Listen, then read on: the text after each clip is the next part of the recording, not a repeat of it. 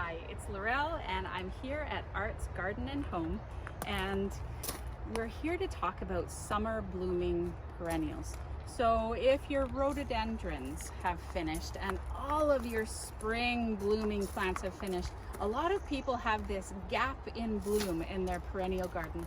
And sometimes when you come and buy plants, you show up in spring, you see all the beautiful flowering plants in spring, and you forget to sort of do some succession planting. We're standing here by Echinacea. You can see how beautiful and colorful these are. It's a whole rainbow of colors here. Echinacea is a really important perennial. All parts of the plant are usable. The flowers, the leaves, and the roots for various Echinacea preparations. Not only are they useful for humans, but they're a really important pollinator plant. Various bees, native species of bees, as well as butterflies, absolutely love the flower heads. As the flowers finish, you are left with these beautiful seed heads that you can see very prominently on the flower. The seed heads will dry and provide important food for birds like cedar waxwings. Not only that, but the stems are quite upright, so you often get various small native species of bees and other bugs overwintering in the stems of the Echinacea, which is sort of an important thing to think of. So a great plant for summer blooms, often lasting well into fall. We'll take a look at some other plants that bloom at this time. So if you have gaps in your garden, here are some other plants to think about. So we have some lovely Salvia. The Salvia are finishing up a very important bee plant.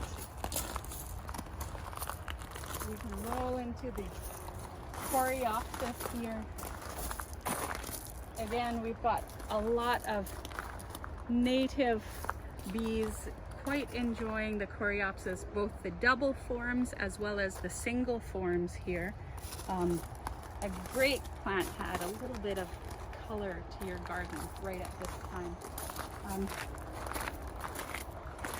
Another plant that I like to use, Russian sage or Perovskia. Again, I really like those tidy, upright forms in the garden, and it's starting to come into bloom. Yarrow or Echinacea, we have the white form that is visited quite often by native bees. We have this lovely hot pink. It's just a really great plant to have. The blooms last for quite a long time.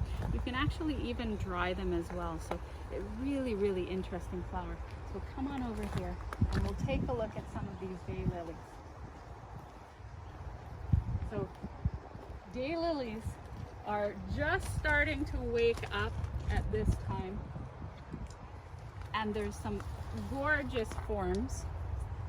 Now, daylilies have edible flowers, believe it or not. They taste a little bit like green beans, so not spectacular, but if you want to show off, you can put some of these flowers in your salad. What you do have to be careful about, though, is all parts of this plant are poisonous for cats. So if you have critters in the garden that like to munch on leaves, this might not be the plant for you, but all other animals it's safe for. So just a beautiful plant. Even when it's not in bloom, these strappy leaves provide movement and structure in the garden. And so many forms of these daylilies are repeat bloomers. So if you can choose different daylilies, you're not relegated to the orange, giant, old-fashioned form.